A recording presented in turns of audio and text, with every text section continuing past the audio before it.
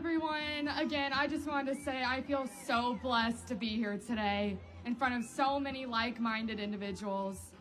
Kind of like what Riley just said, I committed to a school that all I wanted was to find the love for the game again.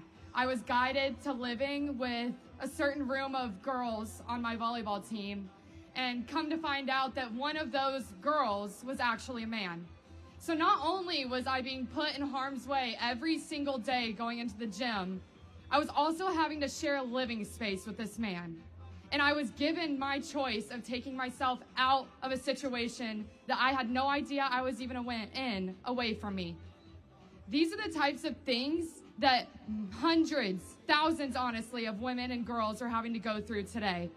I went through something that changed my entire life. It changed the whole course of what my life I thought would look like today. I ended up having to move back home to Texas with my family, not finish my last year, senior season of school, and spend that with other kids and women my age. I had to move back home and heal from the trauma that I went through at this time. Like I said, I will never be the same from what happened because an institution chose to protect one man on a women's volleyball team instead of protecting the 18 other women on the team, the hundreds of other women in that conference. And not just me, I'm speaking for all of the women that had to play against one singular man that changed so many lives in that one singular season. Because of that, there were many women that were brave enough to stand up against us and say, no, we're not gonna do this, even when their staff wasn't supportive of this situation. When I brought this to my coach, he cursed me out just for saying, what if these teams start to forfeit? We take this one man out of this situation and play this game as women. He said, I'm a bigot, I'm a hateful human being, I'm ruining this program.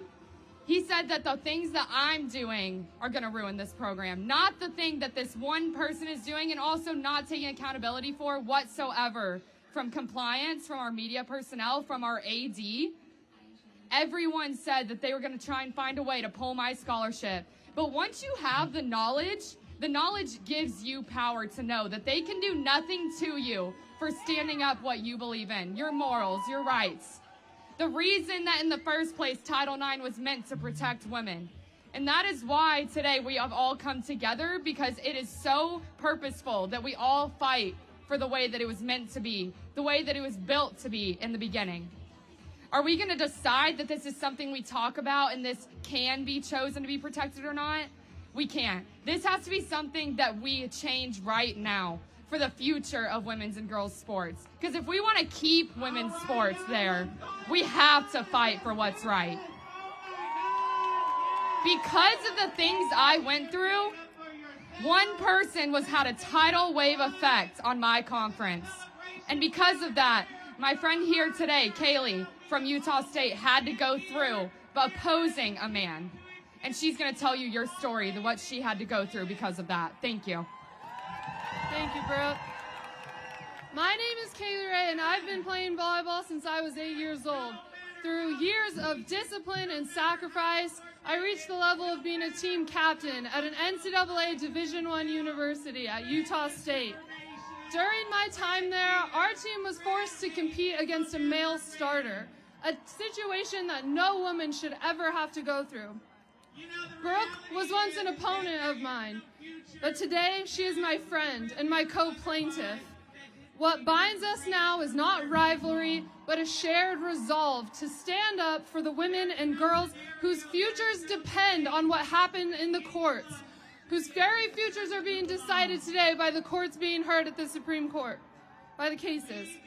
My teammates and I and other women across the conference had hoped that our coaches, our universities, our conference would step in and defend our basic right to fair and safe game.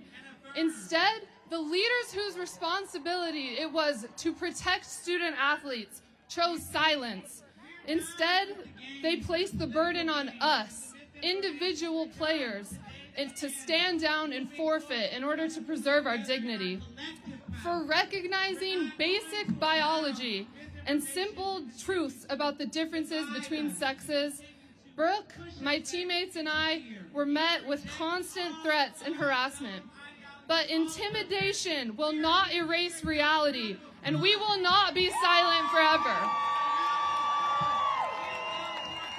We stand here today, hand in hand, to say this clearly. No woman or girl should ever again be put in the position we were placed in by their leaders, their coaches, their commissioners, or their schools. Women deserve safety. Women deserve justice. And women deserve to stand firmly on the rights guaranteed to us. Thank you.